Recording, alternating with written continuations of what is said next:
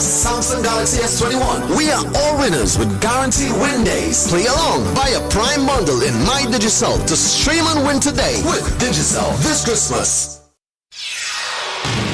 This is the news on top of the hour. Live from our studio in Georgetown. Kaieteur Radio, 99.1 FM. Good evening. Welcome to this evening's Newscast on Kaieteur Radio. I'm Kevin Smith. Without further ado, let's get to the news in detail. Guyana discovered oil and gas in commercial quantities back in 2015, with production beginning in 2019, a national development that the APNU-AFC administration was hardly prepared for. The incumbent administration is now proving that it too is still struggling with basic issues, with another potential looming crisis on the horizon being the issue of migrants, expatriates, naturalized Guyanese, and a policy dealing with the phenomenon. The matter was raised over the weekend by senior counsel Ralph Ramkarane, who observed that in recent years, Guyana has welcomed Brazilians, Chinese, and a smaller number of Indians. Emigration from these countries, he said, would increase, and Guyana would begin to welcome emigrants from CARICOM and other countries, and that the Guyanese people need to be prepared for these developments.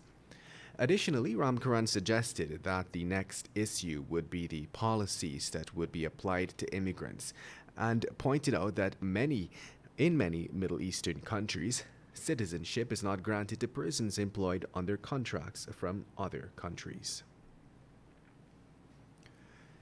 And moving on, when one considers the global movement towards renewable energy sources, driven largely by the need to bring the Earth's temperature down to 1.5 degrees Celsius, the future of natural gas appears bleak.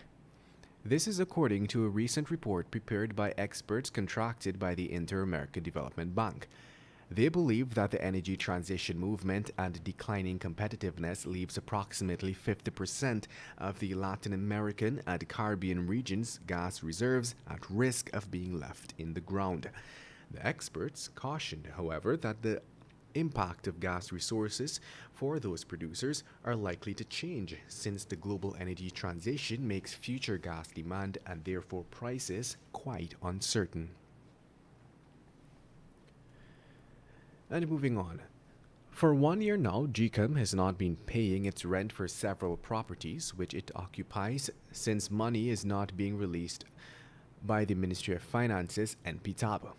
This is among the damning revelations supplied over the weekend in relation to the inner workings of the Commission, as explained by opposition-nominated Commissioner Vincent Alexander.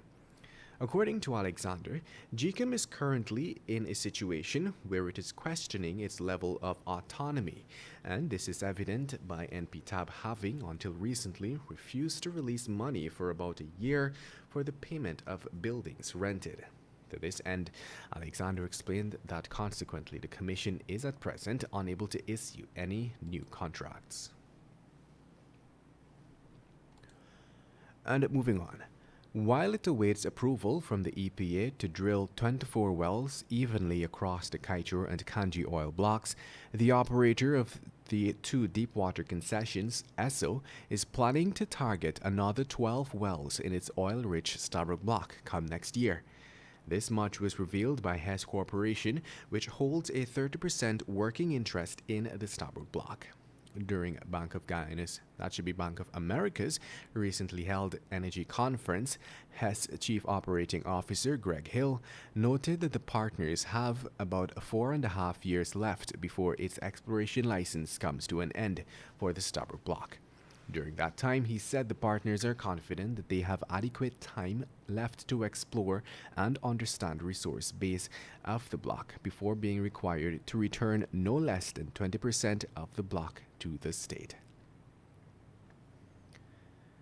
And now let's tell you, a young woman is calling on the police's office of responsible, that should be a professional responsibility, to investigate an alleged severe beating meted out to her by ranks of the Sparendam and Betavawakting police stations. 24-year-old Sarah Baker, who resides at Better Hope, East Coast Demerara, alleges that the beating was inflicted on her while she was in their custody on Thursday night.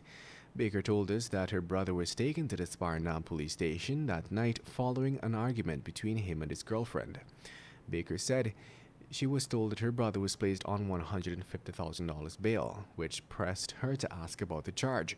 She related that the CID officer who visited her home earlier asked why she too wasn't under arrest. The woman said that at this point, the detective turned and told her in an explicit manner to get out of the station. She concedes responding to the rang with the same tone of language, after which a law enforcement officer who was seated at his desk allegedly ran and choked her. The incident caused her common-law husband, who was not far away, to attempt to defend his wife to no avail. The rank, accompanied by a female police officer, then reportedly handcuffed the woman. Get the full details in today's Kaieteur News. And with that, we've come to the end of this evening's newscast. I'm Kevin Smith. Thank you for listening. Want value for your advertising dollar? Then place your ads